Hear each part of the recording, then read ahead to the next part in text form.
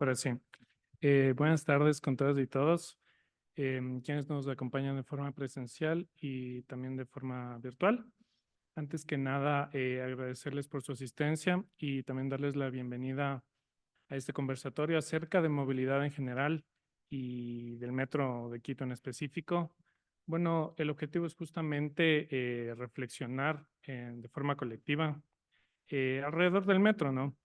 A más de 10 años del inicio de su construcción, 5 alcaldes, 10 gerentes, 6 meses de operación, 20 millones de viajes ya, y un sinfín de debates en torno, digamos, de la factibilidad, pertinencia e impactos que tiene el metro y que tiene y tendrá el metro en la ciudad y en la calidad de vida de las y los quiteños, ¿no?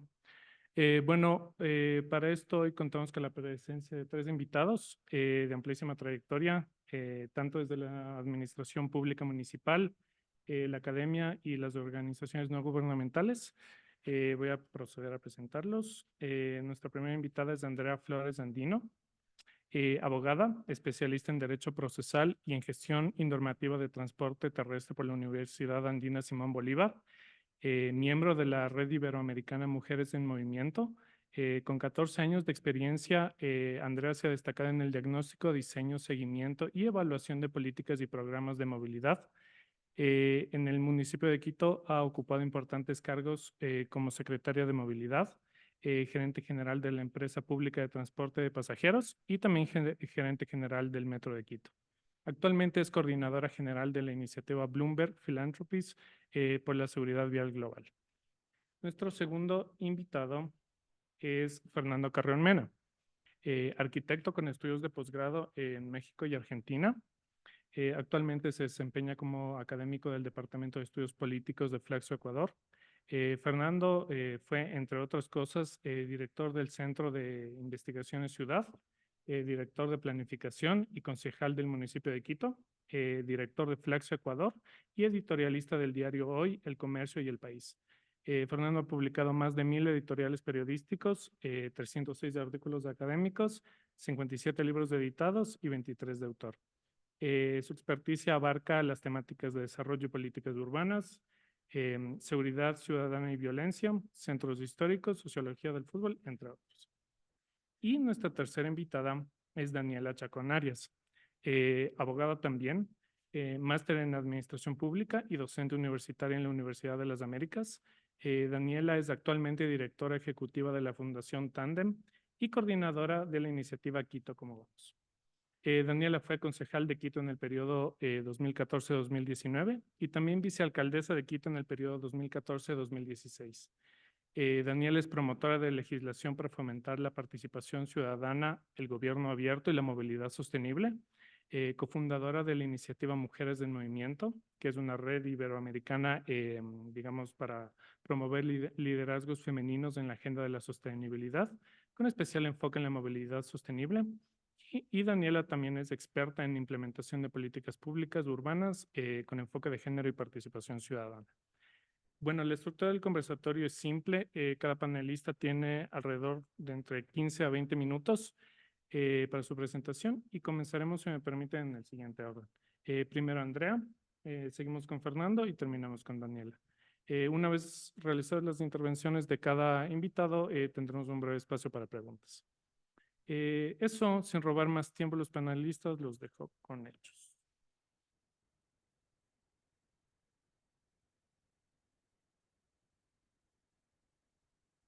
Okay. Muchas gracias, Sebastián. Buenas tardes con todos los que nos acompañan el día de hoy aquí, con quienes están conectados, a los distinguidos panelistas, que tengo el gusto de conocerlos también. Muchas gracias también por la invitación. Creo que hablar siempre del tema metro es un tema de interés colectivo para todos, más ahora cuando ya está en operación. Hace un par de años tuve la oportunidad de gerenciar la empresa pública Metro de Quito por un breve periodo. Creo que algo que jugó mucho durante esa administración fue la coyuntura que no deja de envolver al Metro de Quito, de acuerdo a lo que viene pasando. Ahora vamos a hablar no solo de los problemas de la operación, que es lo que estamos viendo ya en el día a día, sino qué va a pasar más adelante. Ahora que ya está la primera línea, necesitamos una extensión, no la necesitamos, es mejor si repotenciamos el transporte en superficie, y creo que esas son las inquietudes que ya no solo envuelven a las autoridades, sino también a los ciudadanos. En ese contexto, solo para ponerlo en contexto más bien, el Metro de Quito, ya lo decía Sebastián, han pasado ya más de una década desde que se pensó, desde que se inició la construcción.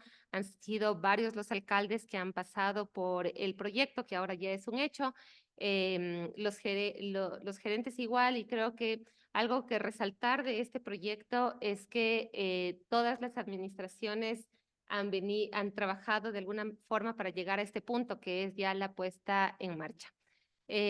Bajo ese contexto, yo quisiera darle hoy un nuevo enfoque a lo que es el Metro de Quito y qué representa también para los ciudadanos, para el entorno, y cómo la construcción del Metro de Quito ha impulsado la seguridad vial también aquí en nuestra ciudad. Ese es el enfoque que quisiera darle yo hoy al proyecto, y quiero partir mencionando que el tema de seguridad vial no es un tema minúsculo, no es un tema menor.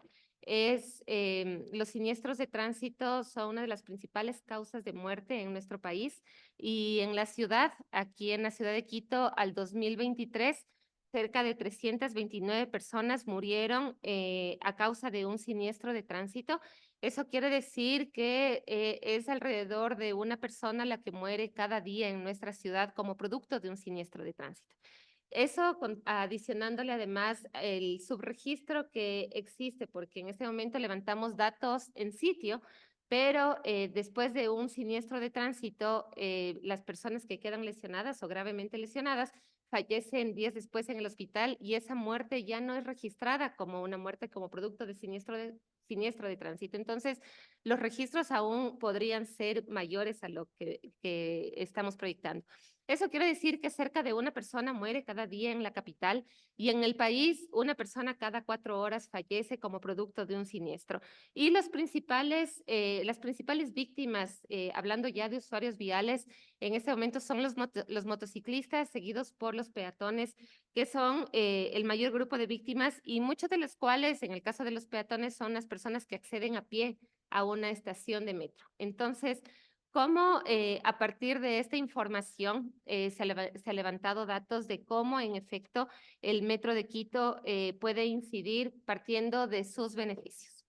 Entonces, respecto de los beneficios, y creo que es algo que ya lo vivimos actualmente con la puesta en marcha, es empezando por la proximidad, esa posibilidad de acercar a los trabajadores a su lugar de trabajo, a las personas a sus lugares de ocio, a las oportunidades que la ciudad brinda, y pensar cómo un viaje que antes te tomaba cerca de una hora llegar al centro histórico desde el hipercentro tomaba a veces entre 45 minutos a una hora, y ahora es increíble cómo de la Carolina a la iglesia de la Compañía estás en 15 minutos. Y eso creo que es algo que a mí en lo personal me satisface mucho, porque antes, cuando estaba a cargo del proyecto, hablábamos de todo aquello que podría traer el Metro de Quito, pero ahora lo vivimos y vemos que en efecto es así, cómo eso cambia la calidad de vida de la gente. Asimismo, la aglomeración que provoca el Metro de Quito alrededor de las estaciones, y cómo esa aglomeración puede generar intensas interacciones económicas entre empresas, entre consumidores, entre las personas que también ofrecen servicios dentro de la ciudad. Y eso permite también establecer zonas atractivas para la localización de nuevas empresas, de nuevos negocios, permitir y organizar mejor la logística, la producción, ahorrar costos para las empresas, para los trabajadores y para los consumidores también de esos servicios, porque finalmente el ahorro del tiempo es ahorro en dinero. Y, por supuesto, esto trae ventajas en varios sectores económicos, pero creo que es importante saber identificarlos para también saber aprovecharlos, y que la ciudad sepa aprovechar estos beneficios que podrían traer consigo el Metro de Quito, y no solo las grandes empresas que ya empiezan a construir alrededor de las estaciones, o que ya tienen grandes construcciones alrededor de las estaciones del metro, y que podrían verse beneficiados en efecto por este tema. Y estos beneficios sociales estuvieron cuantificados desde siempre cuando el metro fue concebido. Se tenía previsto que es más de 2.2 mil millones de dólares lo que va a beneficiar, que son los beneficios sociales que han sido calculados. Ahora que se habla de la extensión del metro, nos replanteamos si es que en efecto la capacidad económica del municipio alcanza para cubrir esa extensión. Únicamente la extensión desde Labrador a la Ofelia conlleva una inversión de alrededor de 500 millones de dólares y hacia Calderón seguramente será más del doble de ese valor, tomando en cuenta que además en este momento todavía no hay estudios de extensión hasta Calderón, entonces todavía veremos la extensión, no lo veremos al corto plazo, sino que pasarán también años hasta que esto sea posible. Pero sin duda, para quienes nos movemos en el sector de la movilidad, en el sector del transporte público, sabemos que este tipo de proyectos, si bien conllevan una inversión fuerte, esta inversión en realidad es social. ¿Cuál es el beneficio que trae en la calidad de vida de la gente y cómo eso se traduce en dinero a lo largo del tiempo? Se tiene proyectado que para el año 20, cuando nosotros terminemos de pagar la deuda como ciudad, la deuda del Metro de Quito, que es hasta el año 2043, de acuerdo a lo que ha sido reportado por el municipio, también recuperaremos esa inversión en beneficios sociales, en el aumento de productividad, en la reducción de siniestralidad, porque ya desde el municipio se reporta que cerca de 10.000 vehículos que han dejado de circular desde que el Metro de Quito entró en operación, la reducción de los costos de operación vehicular, la disminución de la contaminación atmosférica, el ahorro energético y la reducción de los gases de invernadero.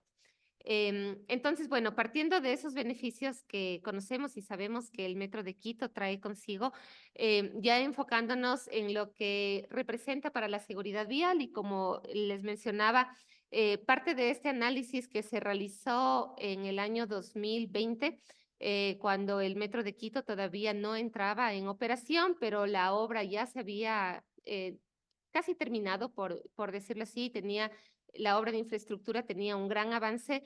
Se analizó entonces cómo esa construcción podría traer beneficios en materia de seguridad también de seguridad vial también para la ciudad, cómo reducir muertos en las vías como parte de la construcción de toda esta mega obra. Entonces, una de las primeras lecciones que este análisis nos dejó, y es un análisis que parte de datos levantados por la iniciativa Bloomberg Philanthropies de la mano del Banco Mundial, y menciona que mejorar el diseño de las calles para garantizar la seguridad de los usuarios viales vulnerables, es decir, de los peatones, es uno de los principales beneficios, porque las estaciones de metro requieren de una intervención en el espacio físico que permita un acceso universal de los peatones hacia las estaciones. Eso quiere decir la instalación de pisos podotáctiles, de rampas para las personas con discapacidad, mejorar la señalización horizontal, vertical alrededor de las estaciones.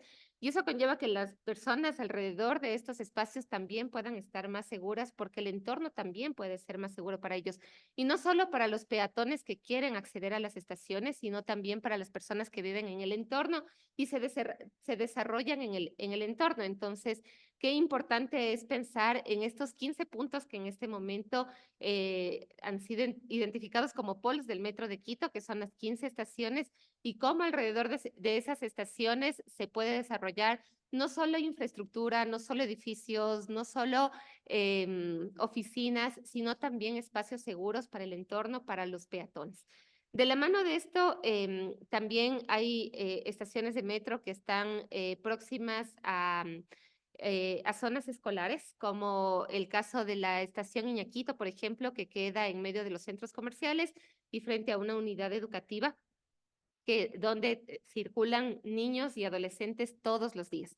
Y la afluencia, la aglomeración peatonal es bastante alta. Entonces, pensar y proteger a los niños también mediante zonas escolares seguras es fundamental. Y es que cerca del 6% de las víctimas de los siniestros de tránsito son menores de 18 años. Es decir, que también son personas que están expuestas al exceso de velocidad, por ejemplo, en zonas urbanas.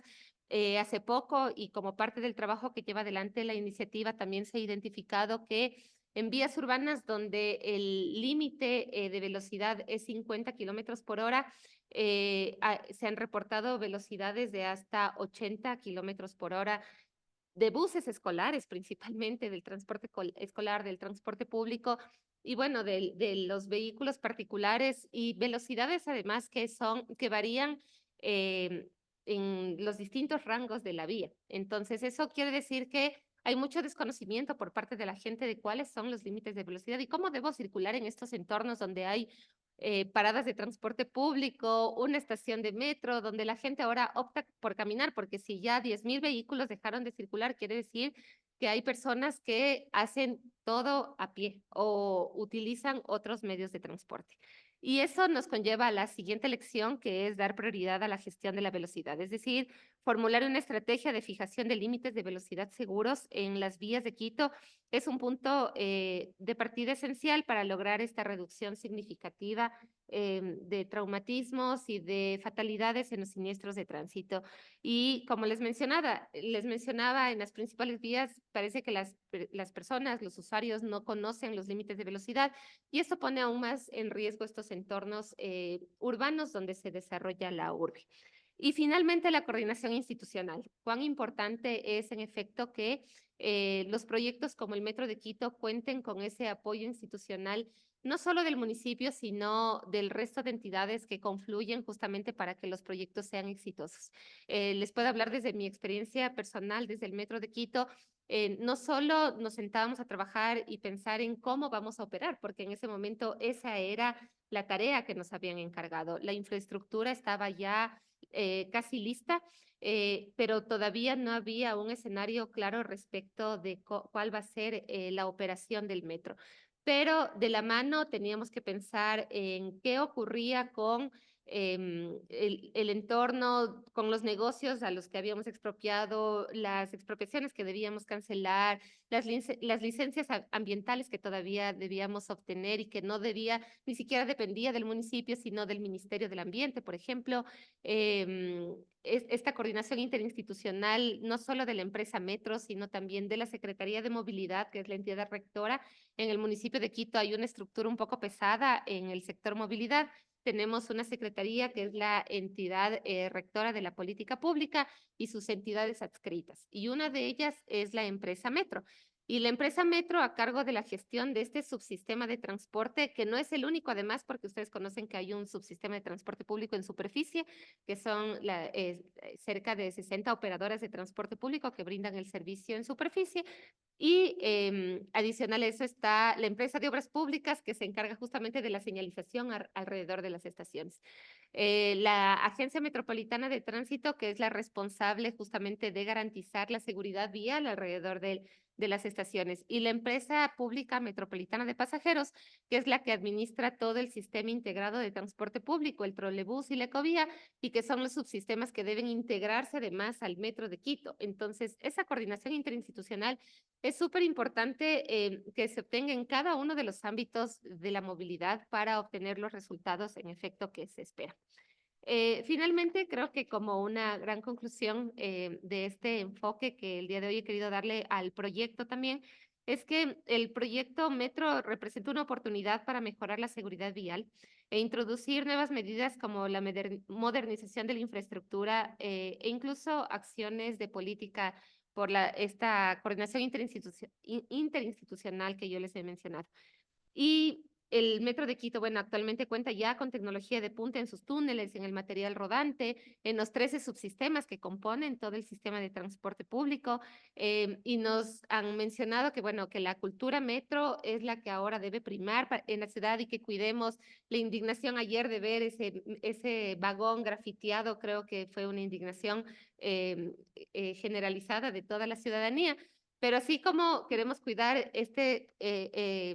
ese subsistema que está en el subterráneo y que no lo vemos, pero sabemos que nos trae estos grandes beneficios, creo que también es momento de repensar en superficie cómo queremos concebir la ciudad a partir del respeto justamente de los límites de velocidad, de la señalización, del entorno, que es lo que finalmente hace que nuestro desenvolvimiento y nuestro desarrollo sea también más seguro pensando siempre en estos usuarios que son los más vulnerables.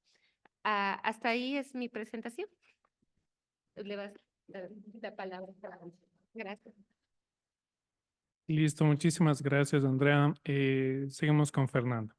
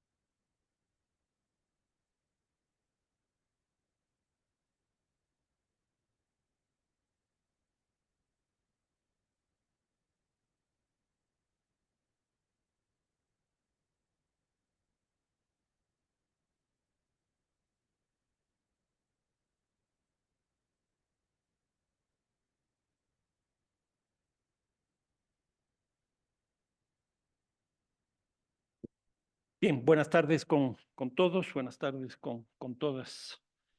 Un saludo cordial a Andrea y Daniela, que se encuentran aquí en la mesa. Lo que voy a presentar yo es un análisis del Metro de Quito, partiendo incluso de un cuestionamiento de si efectivamente el metro es parte de un sistema masivo, porque en general los metros tienen esa tendencia, a ser parte de la transportación masiva. Y me da la impresión que en el caso de Quito eso no está ocurriendo. Y quisiera pues trabajar básicamente como 4 o 5 ideas. Una primera, en 3 años, en 3 ciudades distintas se construyeron opciones de movilidad distintas, pero interesantes. Una segunda, hacer una especie de etapas del proceso. Y en tercer lugar, pues algunas conclusiones relacionándose con la economía, la política, etcétera, que me parece que pueden ayudar a la comprensión del fenómeno general del metro. A manera de introducción, podríamos decir que bueno, el metro, como ustedes ya han dicho, se demoró 14 años en construirse y empezar a funcionar. Y ha tenido claramente tres fases en su construcción. Una primera de estudios, diseño, segundo, lo que significa la construcción, y finalmente la inauguración y puesta en marcha. Cada una de estas 3 etapas ha tenido bastantes problemas y que han generado conflictos incluso políticos, económicos significativos. Por eso quisiera presentar algunas reflexiones en estos 3 ámbitos que les decía. Uno primero que es muy interesante es que hay 3 proyectos en 3 ciudades distintas en la misma coyuntura. Si la diferencia entre el metro y tranvía y la aerovía son simplemente 3 años, del 2010 al 2013. Eso implica que hay una coyuntura específica en el país. Es decir, en un mismo periodo, 3 ciudades distintas tienen ofertas distintas respecto del sistema de transporte. Y claramente el caso de Quito es el metro, que es una propuesta subterránea y es de administración, yo diría, mixta, y tiene una inversión de alrededor de 2.100, 2.200 millones de dólares. En segundo lugar está Cuenca, que es el tranvía, no es subterráneo, sino más bien de superficie. Es interesante porque el modelo de gestión que tienen es un modelo de gestión municipal. La inversión son 350 millones de dólares. Y el caso de Guayaquil, la aerovía, que es aérea, es decir, el uno es subterráneo, el otro de superficie, y este es aérea. Y el modelo también es de gestión es totalmente distinto, porque no es ni mixto, no es municipal, sino es absolutamente privado. El costo es mucho más bajo, 135 millones de dólares. Las tarifas también son distintas. El caso del metro de Quito son 45, el de Cuenca 35 y el caso de Guayaquil 70, 74 en realidad. Y estas 3 opciones han tenido impactos bastante fuertes en el sector inmobiliario. Por ejemplo, los cambios en el sector inmobiliario son absolutamente manifiestos. Hay cambios en los costos del suelo, que es evidente.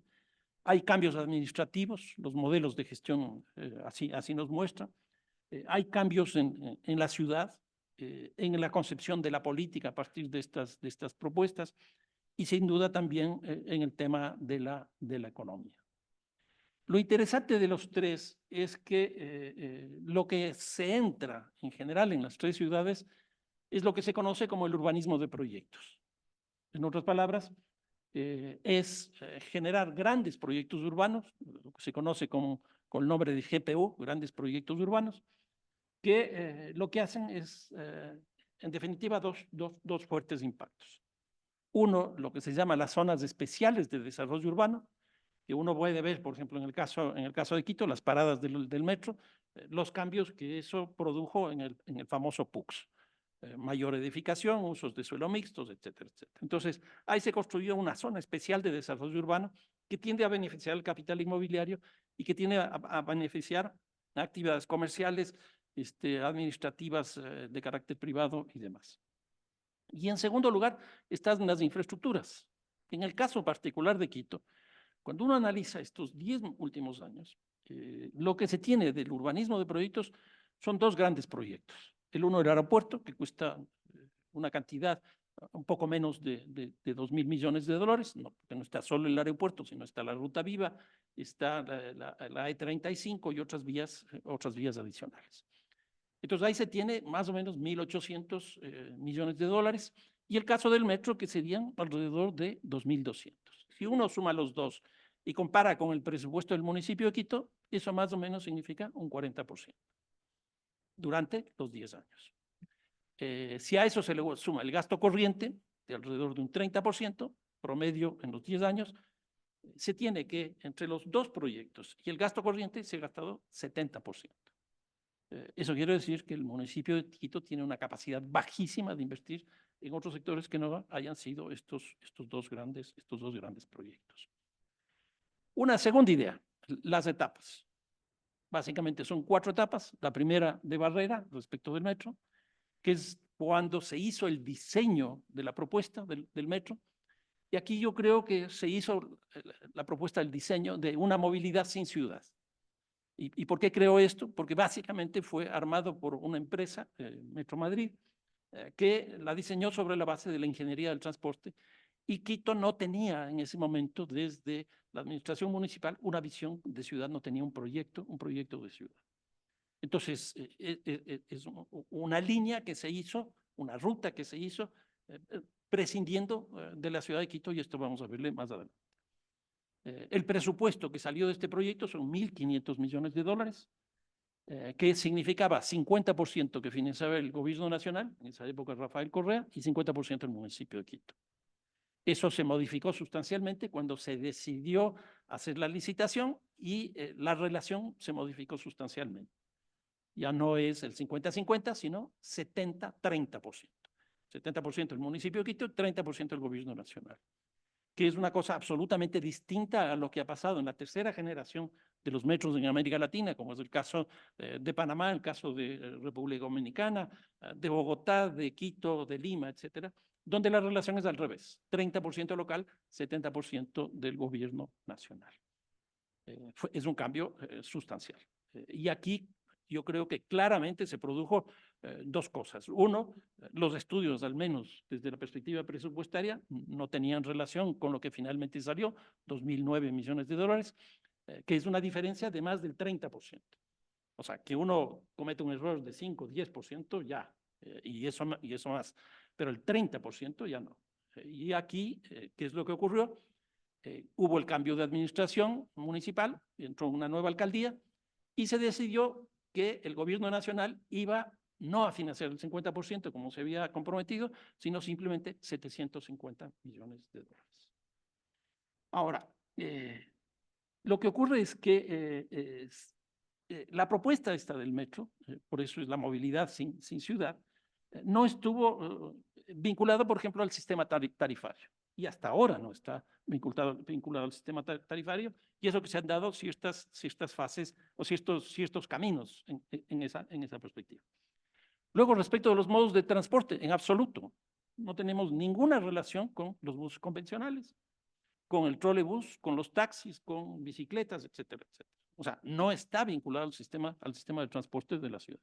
Y esto hace que, por lo tanto, se prescinda de la ciudad como tal. Y aquí, por poner un ejemplo, en el momento en que se hace el diseño, Quito estaba en un debate muy interesante respecto de las plataformas gubernamentales. Las plataformas gubernamentales no eran otra cosa más que centralidades que se iban a construir en la ciudad. La plataforma financiera, la plataforma social, la plataforma tecnológica, la plataforma gubernamental, etcétera, etcétera. Frente a esa propuesta, lo que se vio es un divorcio total entre el Ejecutivo y el municipio, a pesar de provenir de la misma matriz política. Los dos eran de Alianza País.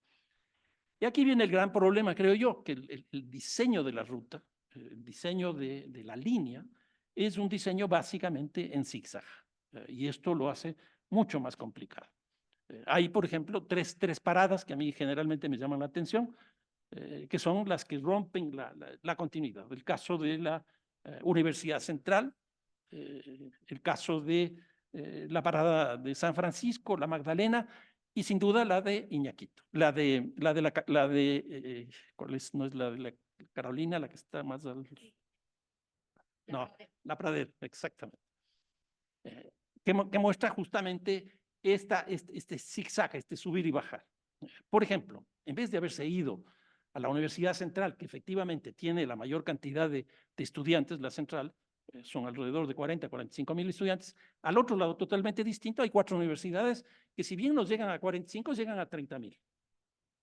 Pero ¿qué es lo que pasa? Si se hubiera hecho una parada en la Mariscal, estaríamos viviendo un proceso relativamente parecido al que se vive en el centro histórico, y no solo eso, sino que la Mariscal se podría convertir en el eje articulador de las dos zonas universitarias y podría ser un mecanismo para el desarrollo de esa zona. Pero no se trabajó así. Lo interesante es que al menos 3 de estas paradas están vinculadas directamente a centros comerciales. El caso de Iñaquito, en el Parque La Carolina, en la parte norte de La Carolina, está vinculado al centro comercial Iñaquito. En el caso sureste, es decir, la parada que está acá, está vinculado al jardín. ¿Por qué venirse hacia el este cuando toda esta zona de acá, la gente se moviliza básicamente en vehículos? Yo no entiendo. Pero se viene acá y después tiene que regresar. Por eso es que hay esta lógica del zigzag. Y entonces, una de las paradas que a mí más me llama la atención es la de San Francisco. Es una parada que se localiza en la periferia del centro histórico. Por eso, uno de los grandes problemas que estamos teniendo ahora es que, bueno, originalmente se pensaba que iban a bajarse ahí 60.000 personas y por lo tanto se iban a subir 60.000 personas. Y a mí me gusta comparar con el Estadio Olímpico de Atahualpa cuando se llena, que se llena con 35, 40.000 personas. Y como toda la zona del estadio tiene esos problemas. Al centro histórico van 350.000 personas al día, pero hay una sola parada. A mí me parece que hay un problema y que no ha sido resuelto. El segundo momento es el momento de la presencia de Rodas. Lo interesante es que Rodas le gana en la campaña electoral a Barrera con el 21% de la votación. Y me da la impresión que en ese momento Quito se hizo una ciudad anticorreísta. Un tema político fundamental.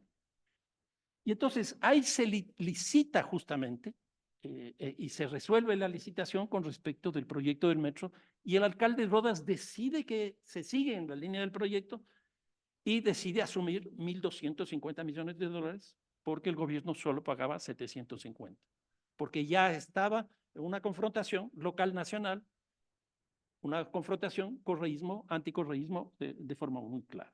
Y sale el precio en la licitación, en el concurso, de 2.009 millones de dólares, que es 33% más cara de lo que se había presupuestado en el periodo anterior. Ahora, lo interesante aquí es que la llegada de Rodas significa de alguna manera quitarle la bandera del metro a Alianza País, porque decide que el municipio tiene que financiar el 70% y Alianza País solo financiaba el 30%. Pero eso le genera un costo. Un costo en términos de que el Consejo se resquebraja fuertemente, y Suma Vive, que era el partido de Mauricio Rodas, termina pues erosionado totalmente. Ahí hay un problema real de autonomía que tiende a resquebrajarse, y que hay una crisis, sin duda, de liderazgo muy clara. Luego viene un tercer momento, que es el momento de Yunda y Guarderas. Y aquí hay tres cosas que me parecen importantes. Uno, la gran inestabilidad política, porque Yunda llega con el 22% de la votación y solo con 3 concejales de 21. Eso hacía que sea muy difícil manejar el Consejo, y por lo tanto fue sacado de la alcaldía. Entonces, una primera cosa, la inestabilidad política. Y además, vinculado al tema del COVID, que fue una coyuntura muy compleja. Lo segundo es la inauguración fallida que intentó hacer Guarderas. Puso varias fechas y ninguna le funcionaba. Y finalmente llegó el día de la supuesta inauguración, donde puso la placa, y el metro pues empezó a funcionar pues con muchísimos problemas, pero muchísimos problemas. Entonces, y finalmente lo que hizo Guarderas también es establecer un modelo de gestión distinto al que estaba concebido antes, y en este caso es un modelo de gestión privado, donde aparece una asociación de gente de Colombia con la gente de Francia. Y eso le cuesta al municipio de Quito $22 millones adicionales. Una cantidad relativamente importante. Y llegamos finalmente al cuarto momento, que es el momento de Pavel Muñoz, donde él logra hacer una inauguración. Pero aquí hay una cosa muy interesante.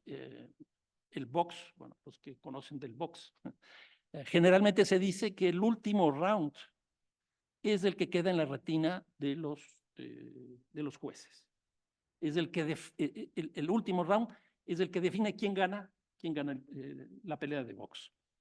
Y la impresión que me da es que como él finalmente es el que pone en funcionamiento esto, es el que gana todo el proceso. Y esto en un plazo relativamente corto, al menos comparativamente con los 12, 13 años anteriores que habían llevado a cabo los 4 alcaldes hasta ese momento. Ahora, él lo que hizo fue retrasar la inauguración, que le había hecho de forma ficticia el alcalde Guarderas, y decidió inaugurar en las fiestas de Quito. O sea, una intención política muy clara. Al extremo de que las fiestas de Quito fueron, el centro de las fiestas de Quito fueron las fiestas alrededor del metro, que fue muy claro. Y empiezan a aparecer con esta inauguración los problemas operativos, por un lado financieros, por otro lado de mantenimiento, y bueno, todo lo que estamos viviendo este rato. Y aquí hay un intento de recuperar nuevamente la bandera política del metro. Cuando Pavel Muñoz, por ejemplo, en una conversación ficticia con un celular, hablando con alguien que no sabemos quién es, le dice que el financiamiento del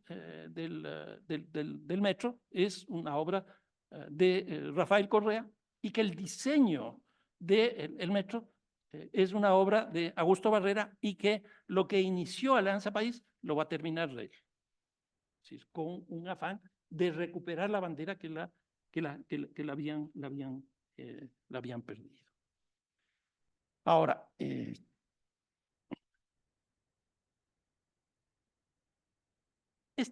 veamos el último punto, la relación entre política y transporte. Me da la impresión que hay mucho más de política que de transporte. El metro ha estado en la campaña electoral desde el principio, desde Augusto Barrera, y todas las campañas electorales que han venido después. Y no solo eso, ha estado permanentemente también en el gobierno de todos los alcaldes. ¿Por qué? Porque entramos en la lógica del urbanismo de proyectos. Y aquí uno de los elementos que ha estado en discusión y ha ido cambiando coyunturalmente es la relación entre el Ejecutivo y el municipio. En otras palabras, ha habido una discusión permanente respecto de la autonomía. Es muy interesante la foto que ustedes tienen a la derecha, que sí quisiera que la vean.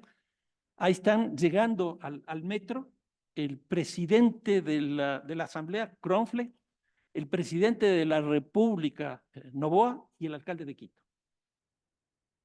Esto era el resultado de los acuerdos políticos que habían logrado entre la Revolución Ciudadana, ADN y el Partido Social Cristiano en la Asamblea, cosa que este rato ya está rota. Y la relación hoy día para el alcalde de Quito es mucho más conflictiva. En ese momento había un vínculo muy, muy estrecho. Nuevamente entramos, yo creo, en la disputa de la bandera del metro, y habrá que ver aquí qué es lo que finalmente ocurre.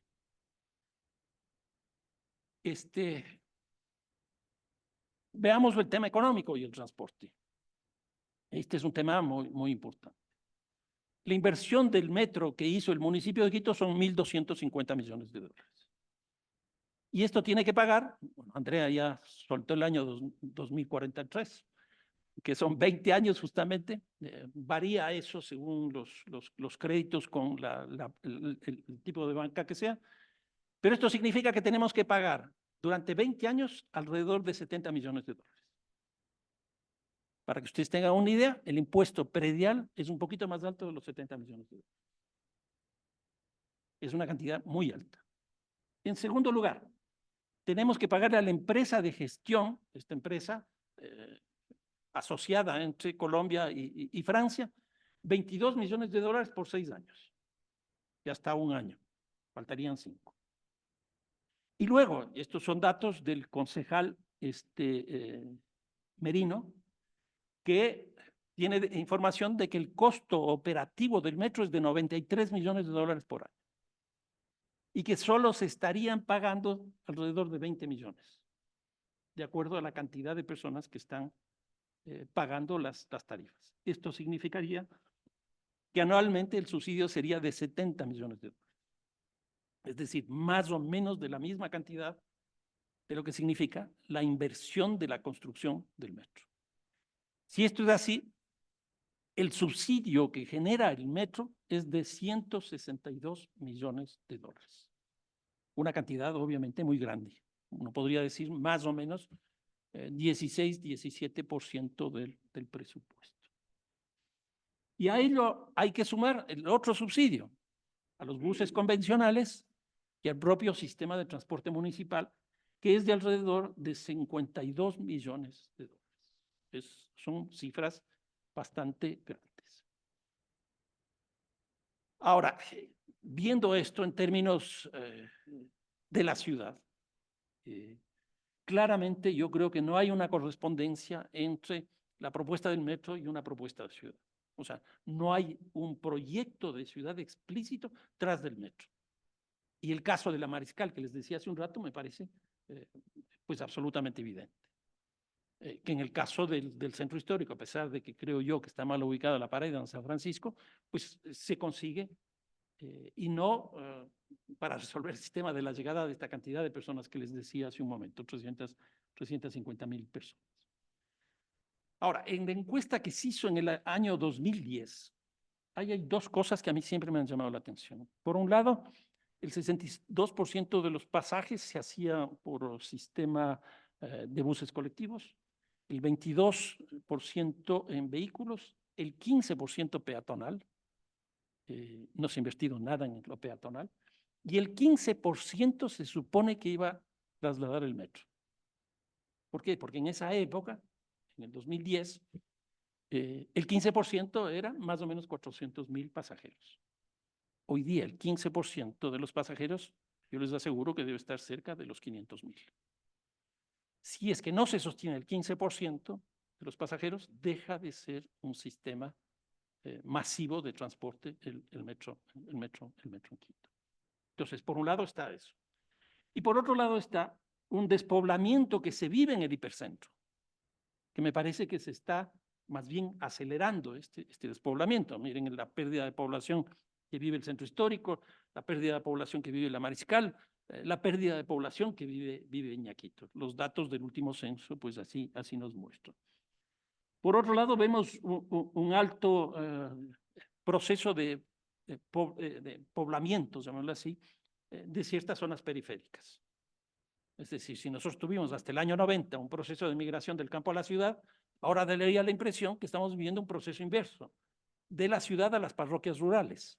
Y entonces las parroquias rurales, por ejemplo, las de Carapungo, Calderón, crecen mucho, las de el valle de Cumbayá crecen mucho, Cumbayá, Tumbaco y Puembo crecen mucho, y lo mismo está pasando con las parroquias rurales del valle de Los Chillos. Frente a eso no se plantea absolutamente nada respecto al metro. El metro no existe. Y para que vean, hay algunos grupos que están planteando crear nuevos municipios para que no se les cobre el impuesto predial que financia la tarifa del metro. ¿Por qué tenemos que pagar el metro si nosotros no usamos el metro? Y yo creo que aquí la salida está en algo que pues nosotros tuvimos la suerte de trabajar, que era el corredor metropolitano de Quito con la tesis de la urbanización del metro, para que el metro pueda efectivamente pues, cumplir sus tareas. Y termino con esta última lámina, el modelo de gestión. Yo creo que el municipio básicamente se está convirtiendo en un municipio de movilidad. Cuando uno ve la estructura presupuestaria del municipio, es más o menos de alrededor del 62% del presupuesto que está dirigida a movilidad, transporte, infraestructura, etcétera. Sumen el presupuesto de la empresa de obras públicas, más todos los datos que les he dado de los subsidios, y se van a dar cuenta que el municipio está yendo peligrosamente hacia una monofuncionalidad, que me parece que es una cosa complicada. Y lo otro que está produciendo el metro es una metrodependencia en la estructura municipal. El presupuesto yo creo que es clarísimo. Pero aquí también viene un dato que es muy llamativo. Bueno, algo Andrea también ya señaló respecto de la reducción del número de vehículos, pero la cantidad de pasajeros que está llevando el metro, el 36% provienen del trolebús. Lo cual quiere decir que si uno unifica el manejo presupuestario, el subsidio termina siendo mayor. ¿Por qué? Porque estamos pasando de un sistema municipal a otro sistema municipal. Y entonces aquí hay un problema mucho más complejo.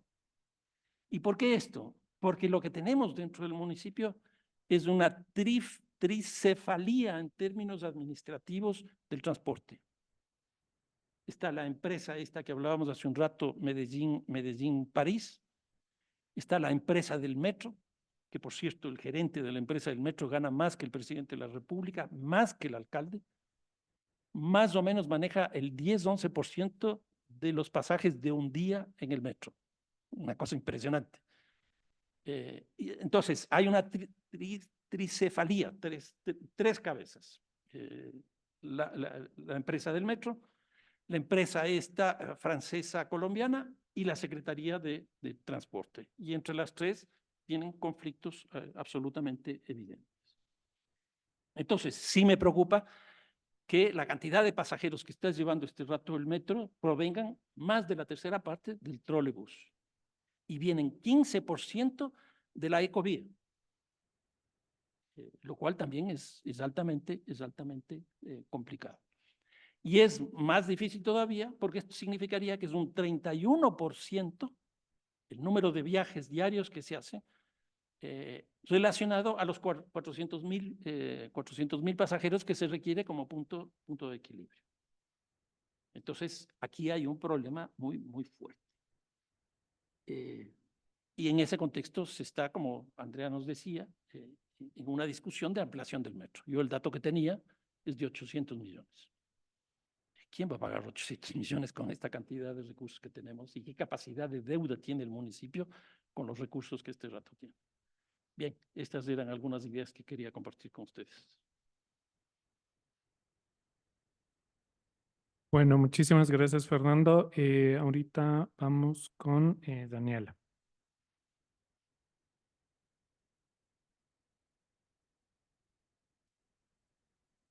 Muy buenas tardes con todos y con todas. Muchísimas gracias por la invitación a Fernando y un gusto compartir el panel también con Andrea. Pues sin pensarlo, creo yo, inclusive el orden va a quedar perfecto, creo, porque muchas de las cosas que ustedes han dicho, yo les traigo los datos que nosotros recopilamos en la iniciativa Quito Cómo Vamos y que de alguna manera muestran cuáles son esos retos que tenemos de cara a la operación sostenible del metro y a este modelo de ciudad que deberíamos tener, ¿no? Entonces, muy brevemente, para las personas que no, con este. Es la presentación PDF. Ajá. Entonces, puedo hacer con el mapa. Ya, gracias. Muy brevemente, para las personas que no nos conocen, la iniciativa Quito Cómo Vamos es una iniciativa ciudadana que da seguimiento a la calidad de vida en la ciudad y es una iniciativa multiactor, multisector y nosotros lo que buscamos es brindar datos para que las decisiones en el municipio se tomen sobre la base de la evidencia, pero también para que la ciudadanía, pues conociendo esos datos, también pueda ejercer una ciudadanía corresponsable y participativa. Somos un modelo que existe en toda la región, no es una iniciativa inventada en Quito, sino más bien una réplica de un modelo que ha funcionado en otros países para ejercer contraloría social sobre los gobiernos locales y lograr que con la permanencia en el tiempo realmente se puedan ver resultados en relación con la toma de decisiones con base en la evidencia, ¿no? Y como les decía, somos una iniciativa multiactor, multisector, desde la Fundación Tandem, que es la fundación que yo dirijo. Somos quienes, pues, operamos y coordinamos la iniciativa. Y, pues, algunas de las cosas que han pasado estamos entrando en nuestro quinto año. Hemos logrado en estos años posicionar de alguna manera la iniciativa como una fuente de información importante para la ciudad, citados permanentemente por los medios de comunicación. Ya inclusive estamos en el PMDOT. Citados con todos nuestros datos, lo cual obviamente nos alegra porque además eso nos da la pauta para hacer incidencias sobre esas incorporaciones y contarles además que este año, si todo sale bien, inauguramos Loja Cómo Vamos y Guayaquil Cómo Vamos. Entonces también estamos ya en el proceso de expansión de la red. Nosotros, pues yo les traigo algunos datos, tanto del informe calidad de vida. Nosotros publicamos dos grandes productos informativos, el informe calidad de vida y la encuesta de percepción ciudadana.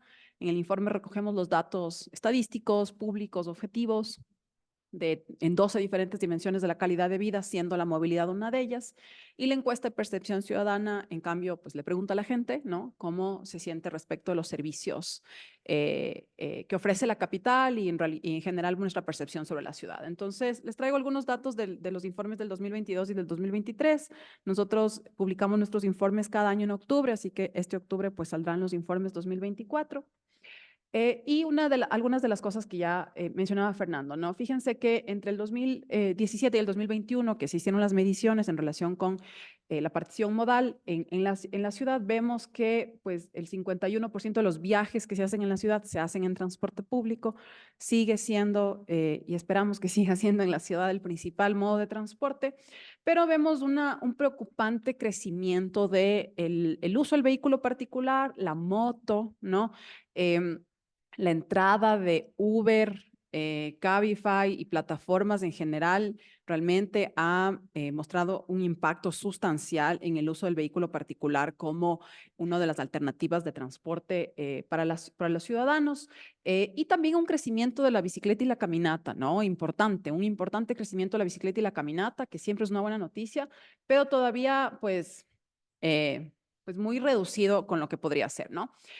Otra de las cosas que es fundamental en términos de cómo podemos desarrollar un modelo que realmente responda a una priorización del transporte público, el tiempo, ¿no? Como un sistema de transporte público en general, ¿no? Con Metro y con todos los sistemas le compite al transporte privado cuando un viaje promedio en transporte público se hace en 77 minutos y un viaje promedio en auto se hace en 40. No, y en moto, no se diga, 34 minutos.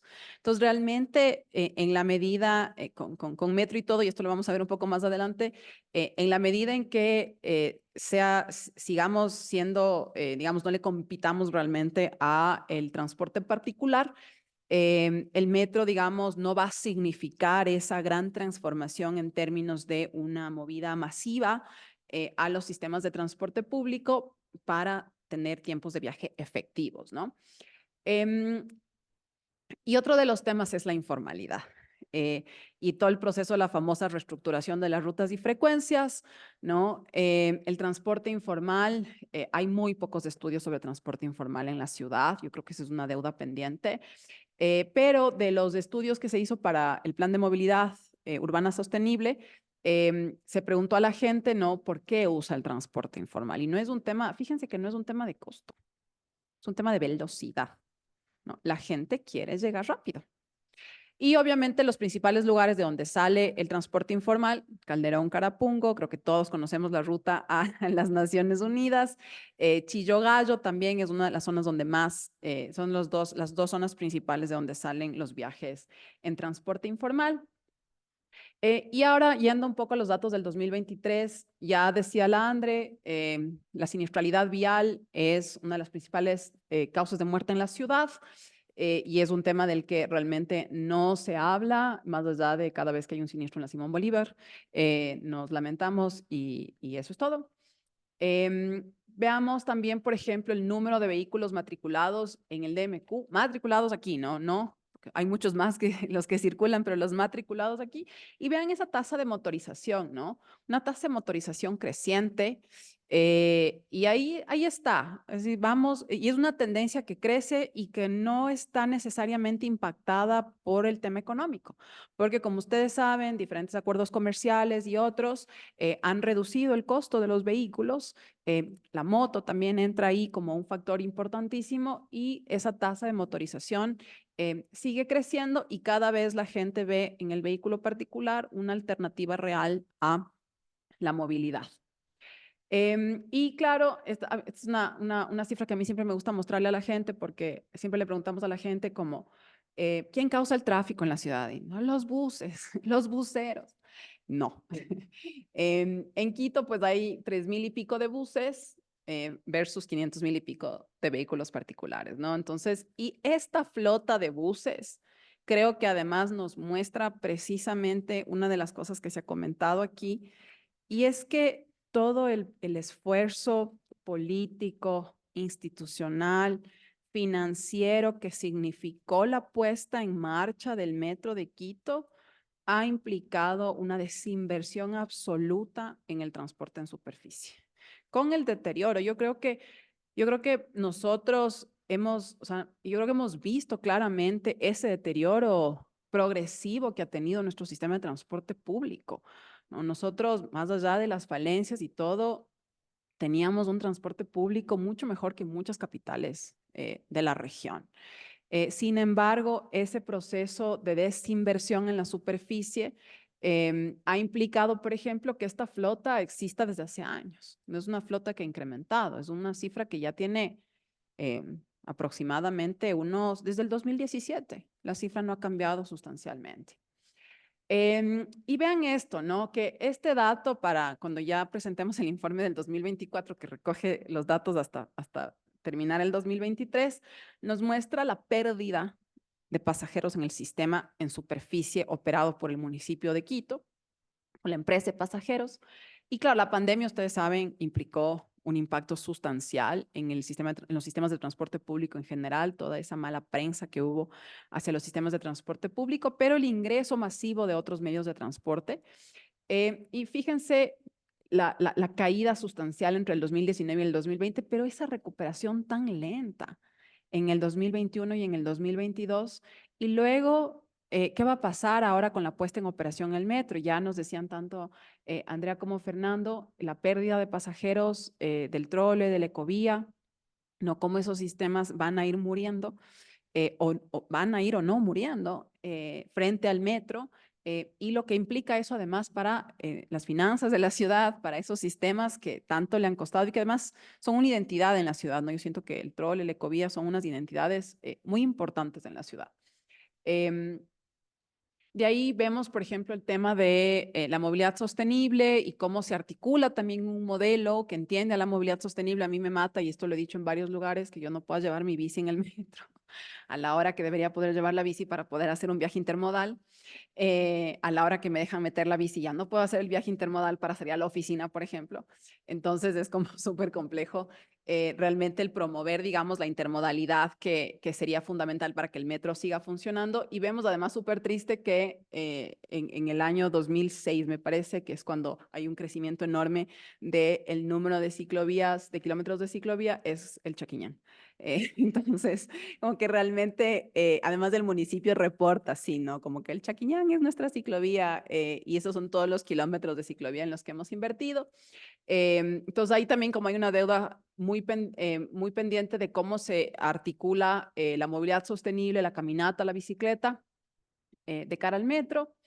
Y en temas de gestión y finanzas públicas, un poco lo que les decía el Fernando, si ustedes ven aquí, nosotros hemos hecho un cálculo de la inversión per cápita del municipio según sector y movilidad, ¿no? Fíjense que, me voy acá, el total, ¿no? De la inversión per cápita en el año 2022 del Quito fue $129 por persona.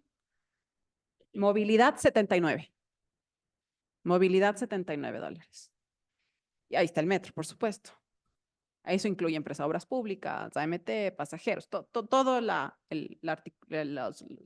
institucionalidad, perdón, de la movilidad. Y fíjense el resto, ¿no? Entonces, claramente vemos cómo esta metrodependencia, este tema de que el municipio se vuelve, no, yo coincido con Fernando en esto, el municipio se vuelve en esta institución que únicamente pues está orientada a los temas de movilidad, sin dejar de decir que la movilidad es fundamental, por supuesto, en las ciudades, pero vemos pues lo complejo que implica entrar en otras inversiones cuando obviamente tienes ya un municipio que está invirtiendo prácticamente todos sus recursos en temas de movilidad y con estas proyecciones, ¿no? Que si vamos a hacer la segunda línea del metro, que todos los temas que hay que hacer para recuperar el transporte en superficie y las inversiones que además eso demanda. En términos de qué piensa la gente, ¿no? ¿Qué nos dice la gente? A mí siempre me gusta mostrar nuestras cifras con todos los problemas que tenemos. Los quiteños y las quiteñas queremos nuestra ciudad.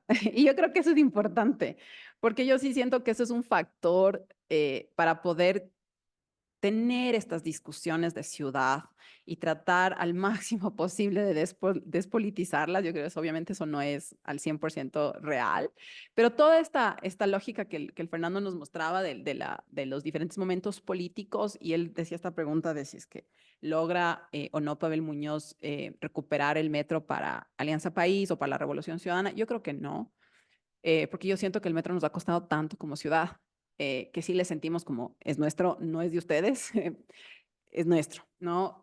Pero lamentablemente esta crisis política que el país vive tiene un impacto y yo siento que sí es importante que al estar satisfechos en Quito como una ciudad para vivir, al sentir orgullo, ¿no? De ser quiteños y quiteñas, ¿no? Casi el 70% nos sentimos entre muy orgullosos y orgullosos de ser quiteños y de ser quiteñas. Creo que son cifras que son importantes para enmarcar, digamos, estas discusiones. En temas de movilidad, fíjense, interesante, yo antes les mostraba los datos de número de viajes, ¿no? Millones de viajes, del 51% de los viajes se hacen en transporte público. Ya cuando hablamos de personas, en nuestra encuesta, nosotros preguntamos por modo de transporte principal, ¿no? Y tenemos que un 70% de personas nos dice yo uso el sistema de transporte público como mi principal modo de transporte. Y vean la diferencia entre hombres y mujeres. Las mujeres somos las principales usuarias de los sistemas de transporte público y seguimos estando absolutamente invisibilizadas de la política pública de movilidad y de transporte. Vean la diferencia en el uso del vehículo particular, ¿no?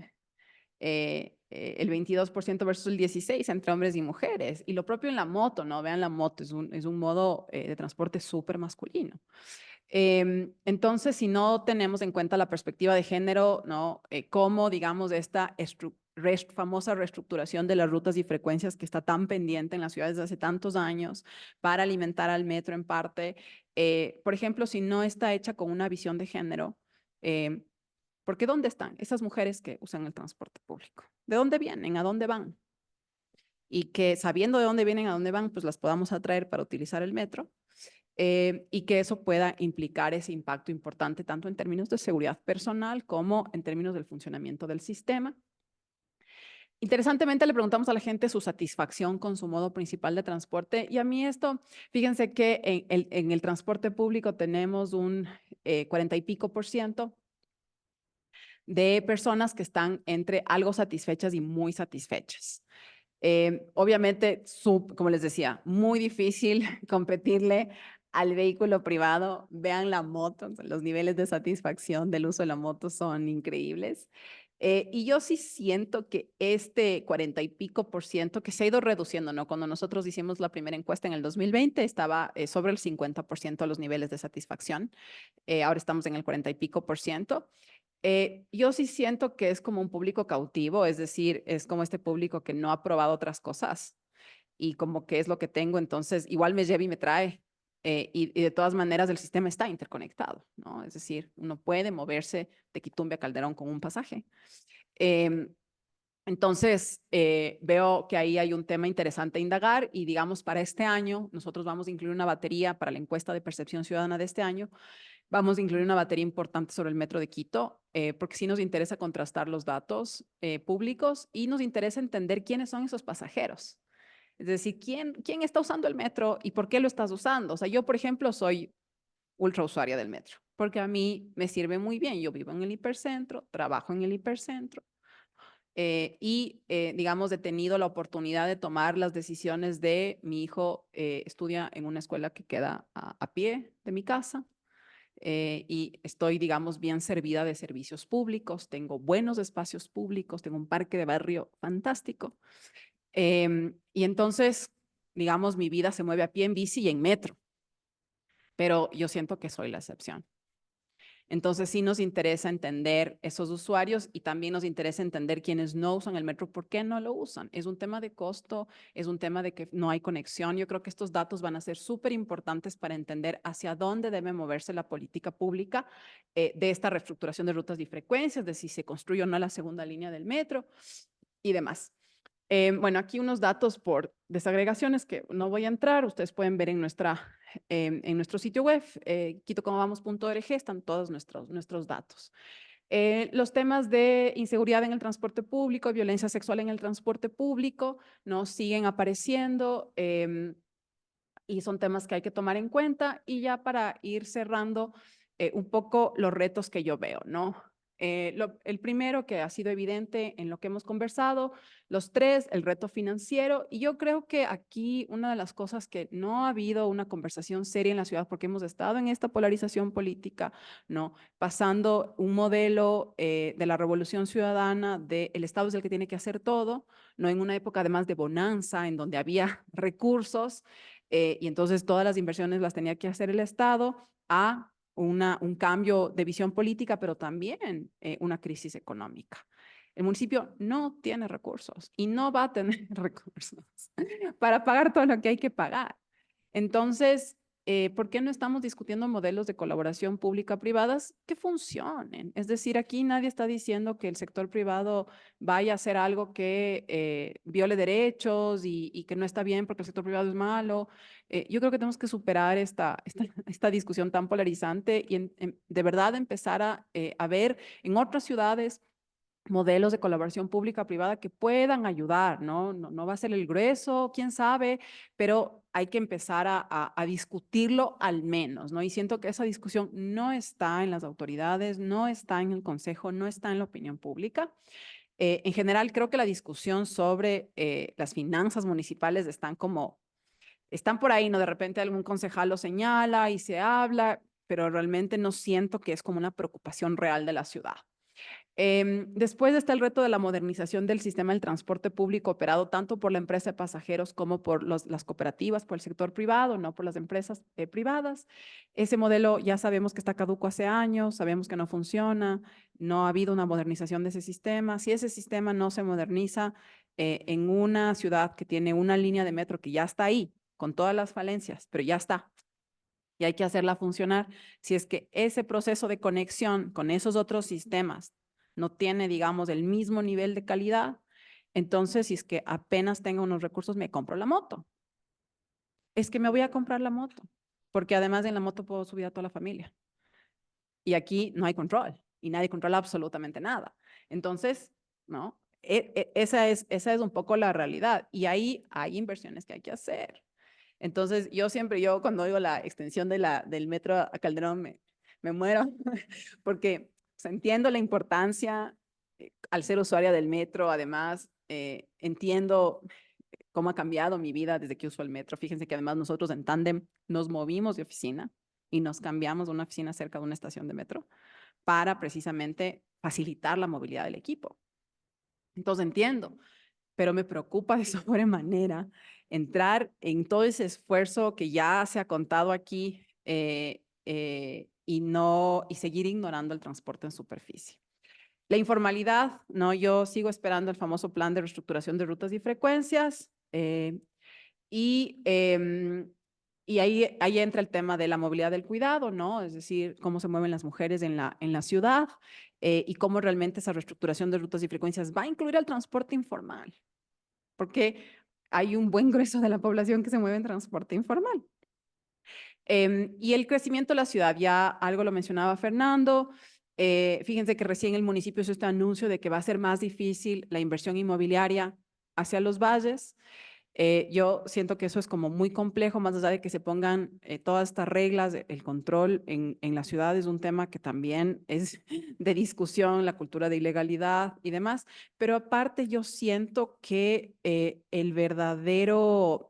uno de los verdaderos incentivos va a estar precisamente en esa posibilidad de que en la ciudad donde ya estamos servidos tengamos espacios públicos de calidad, escuelas a las que podamos acceder, trabajos en los que podamos estar y realmente cómo se está trabajando de cara a eso.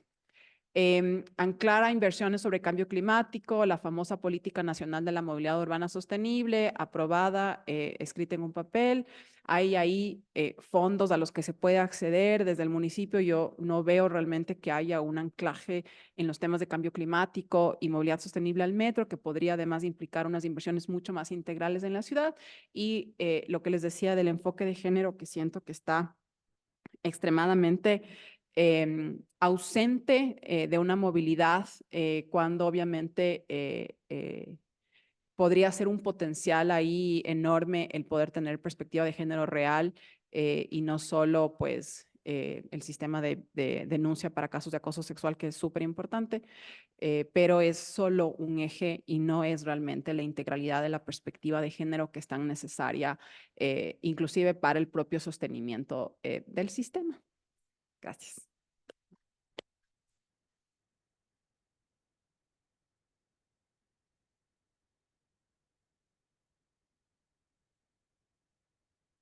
Bueno, ahora intentando recapitular rápidamente un poco lo abordado por los panelistas.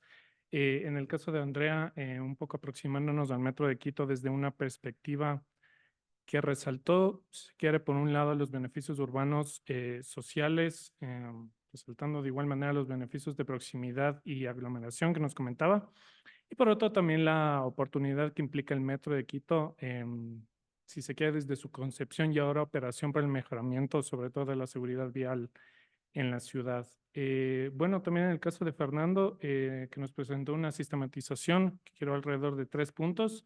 El primero, contextualizando los proyectos de movilidad en Cuenca con el tranvía, en Guayaquil con la aerovía y justamente en Quito con el metro. Un segundo punto al respecto de las características del proceso de construcción del metro en función de las administraciones municipales que tuvo la ciudad. Y en un último punto en donde se desarrolló la idea de forma amplia de que efectivamente la movilidad es política, es decir, también constituye una arena de negociaciones y disputas, ¿no? Y finalmente con la intervención de Daniela, presentando la iniciativa Quito Cómo Vamos, en donde se abordaron algunas cuestiones como, digamos, a modo de diagnóstico e interpretación al respecto de datos de movilidad, en cuanto a tiempos de viaje, transporte informal, siniestralidad, etcétera. Y también una sistematización e interpretación de datos en cuanto a inversión pública municipal, al respecto de movilidad y también, por otro lado, al respecto de información de satisfacción de los quiteños, que los quiteños tienen con la ciudad y con los modos de transporte. Y finalmente delineando algunos retos urbanos pendientes, ¿no? Bueno, creo que tenemos tiempo para recoger algunas preguntas. Se pueden acercar, claro, al micrófono y lo pueden encender aplastando el botón y así continuamos. ¿Aló? Bueno, primero felicito la organización de este evento y también, sobre todo, felicito las tres intervenciones. O sea, han sido muy valiosas y sobre todo que cada expositor y sobre todo las expositoras se han concentrado en diferentes aspectos de tal manera que sumando las tres ponencias realmente nos han dado una visión muy completa sobre este proyecto de metro. Sin duda, ¿no? Que ha tenido tantas dificultades yo digo que ha habido también un manejo mañoso de ciertas administraciones. Y yo no digo los nombres porque es muy fácil, ¿no? El percibir eso, pero bueno, el metro de Quito está funcionando. Y sin duda, ¿no? Yo parto del principio de que nada es completo ni perfecto, ¿no? Pero realmente el impacto actual ha sido muy importante. Yo lo veo y me gusta, aunque yo tengo mi transporte propio, pero me gusta caminar un día a la semana, porque vivo por el sector de la Granja, voy caminando hasta la Avenida América, tomo el metro en la estación de la Universidad Central y me encanta bajarme en San Francisco y recorrer el centro histórico, pero yo me he ido entre semana y fin de semana, pero siempre hay una gran afluencia y además le ha dinamizado al centro histórico de Quito porque hay esa gran afluencia de personas y también ha dinamizado las economías de los pequeños comerciantes, ¿no? Y bueno, le ha dado ese rostro más humano al centro de Quito. Yo lo único que sugeriría, ¿no? Ojalá también quienes dirigen la operación del metro asimilen ciertas cosas que se dan en otras ciudades de América Latina. Bueno, yo viví algunos años en São Paulo, Brasil, ¿no? Y en algunas estaciones les han convertido como en pequeños centros culturales. Y sobre todo, aplican el principio de la sinergia, ¿no? Porque gran parte de ciertas presentaciones artísticas las hacen a partir de las 7 de la noche.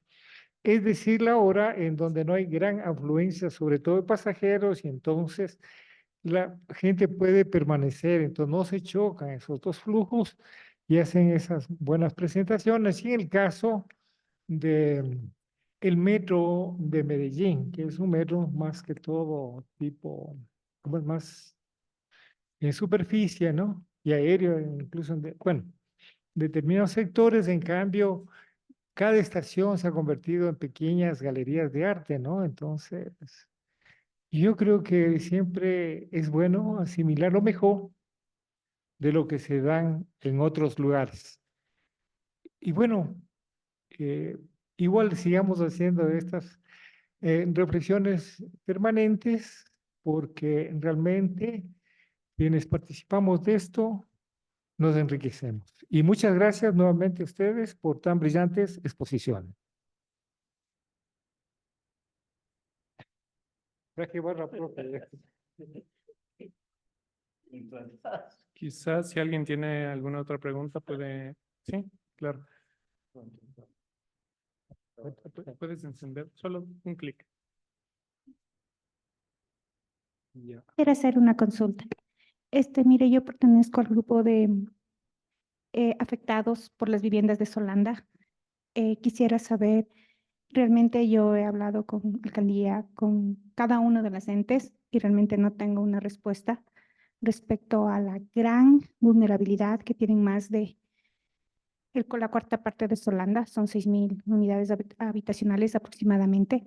¿Qué va a pasar con estas personas? Tenemos un presupuesto de 50 millones de dólares para seguro, del cual hasta el momento no se ha activado, y estamos buscando una alternativa como afectados, porque las personas están teniendo casa propia. Aproximadamente cada vivienda tiene 4 pisos, alrededor de 80 a 100 mil dólares cada vivienda, y lastimosamente no tenemos una respuesta. ¿Qué va a pasar con estas personas? ¿Cómo se les va a indemnizar? Porque es un daño que se hizo. Hicieron un hueco en la mitad de tu ciudadela y las casas se están hundiendo. Eso, ¿qué opinas? ¿Cómo piensas que se puede ayudar o cuál crees que sea la forma de proceder? Eso.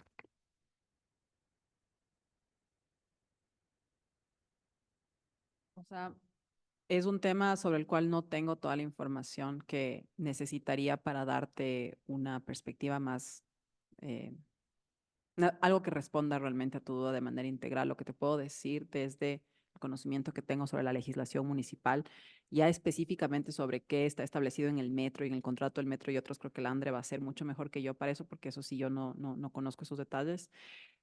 Pero el municipio tiene legislación que le obliga a indemnizar o relocalizar. Y eso, la decisión no está en el municipio, está en las personas. Porque una discusión que siempre hubo, por ejemplo, en los temas de riesgos, era si es que el municipio podía imponer o no a determinadas personas que viven en determinados sectores que tienen riesgo, si aceptar una relocalización, digamos, a las unidades de vivienda que el municipio tiene en Bicentenario, que para algunas personas puede ser realmente un cambio, pero absoluto de vida. Imagínate pasarte de vivir a Solanda a vivir a Pomaski. O recibir la valorización de la vivienda afectada, ¿no? Y el proceso de valorización también es complejo, porque además yo creo que eso debería hacerse vía judicial. Entonces, el municipio, por su normativa, está obligado a o relocalizar o indemnizar.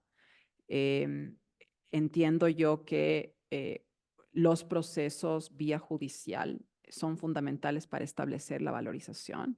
Una vez que, digamos, si es que los colectivos deciden demandar judicialmente, creo que esa siempre es una opción, en la medida en que ustedes decidan que si no tienen una respuesta, por ejemplo, y han pasado tantos años, la opción judicial está ahí, y ahí se incluiría el tema de la valorización para que sea, digamos, a través de peritaje independiente, que no sea determinado por el municipio, y así las partes puedan estar, digamos, de acuerdo hasta cierto punto en el valor, y que no sea un valor impuesto, digamos, por el municipio, que luego los vaya a dejar ustedes descontentos. Y no solo eso, sino que tal vez inclusive no implique todo el valor que tienen sus viviendas.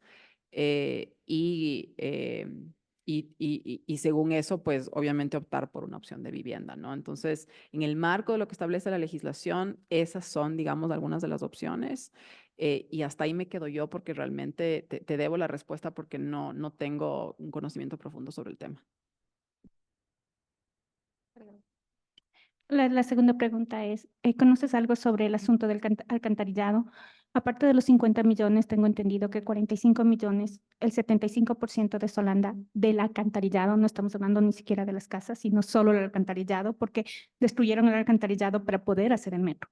Y esto se tiene que saber, porque lastimosamente yo no dudo que se tenía que hacer el metro, se tenían que haber hecho estudios, se tenía que haber hecho por otra vía, no sé, no entiendo cómo destruyen una ciudad que es la densamente más poblada, no sé si de Quito o de Sudamérica, alrededor de 6.000 unidades, pero no es que hay una persona en esa casa, hay por lo menos su papá, su mamá, sus hijos, sus nietos, sus bisnietos.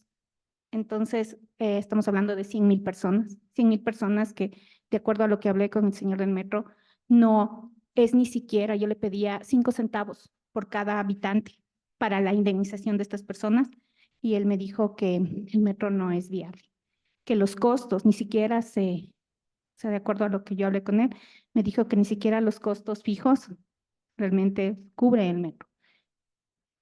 Entonces, no sé cuál sea la opción del alcantarillado o si los 45 millones de los 50, me invento, no desconozco, se resta y qué queda para la ciudadanía. Eso. Sí, únicamente para acotar un poco lo que Dani mencionaba también. En la empresa Metro existe una póliza de seguro que está en proceso de ejecución.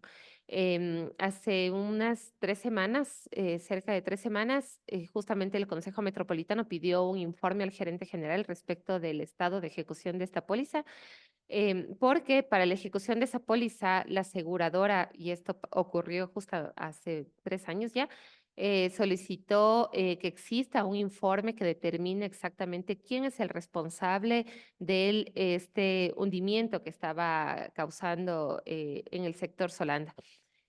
Porque claro, habían informes preliminares tanto desde la constructora como desde fiscalización e internos de la empresa Metro, pero como menciona Daniela, en ese tiempo, me parece que fue a finales del 2021 que se concretó ya la contratación de una consultoría que duró un año, es decir, los resultados de esa consultoría fueron entregados ya a inicios del año pasado.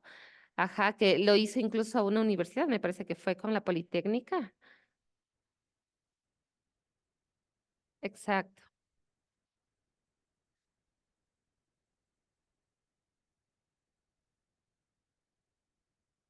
Me parece que la última es justamente de la Escuela Politécnica, porque había justamente la de la Católica había iniciado con una identificación de los predios afectados.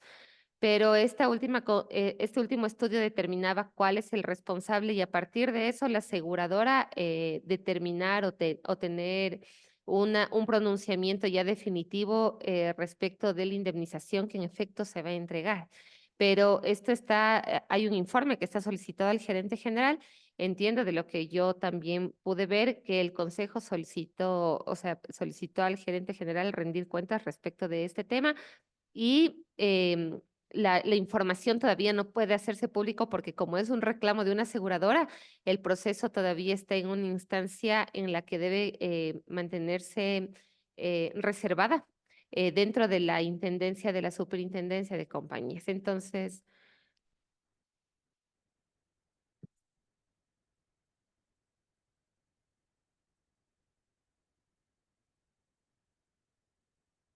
pero el reclamo está interpuesto porque ni siquiera el reclamo deben hacerlo los dueños de los predios, sino directamente la empresa Metro. Entonces, creo que ahí es importante igual dar seguimiento con el consejo, que finalmente es el fiscalizador y el que pide a la empresa Metro rendir cuentas respecto de las gestiones de este tema. Bueno, muchísimas gracias a todos y todas por darse cita aquí. Creo que por cuestiones de tiempo lo dejamos ahí y les agradecemos mucho también a las personas que están conectadas vía Zoom. Y eso, muchísimas gracias y buenas noches.